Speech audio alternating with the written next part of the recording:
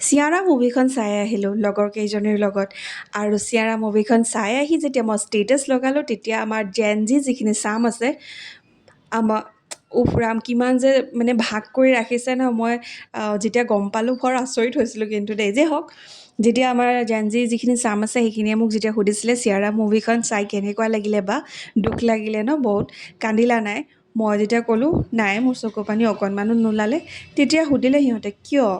ইমান দুখ লগা মুভিখন চাই কিয় তোমাৰ দুখ মানে চকু পানী নোলালে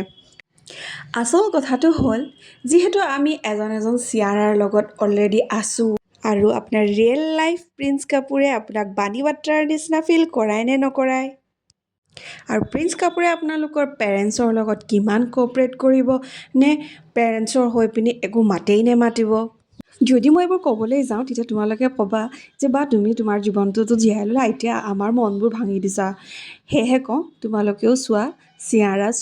চিয়াৰা বাছি ওলোৱা কাৰণ আমিও এটা সময়ত তেৰে নাম চিনেমা চাই খুব কান্দিছিলোঁ আৰু এতিয়া তেৰে নামৰ লগতে বিয়া হৈছোঁ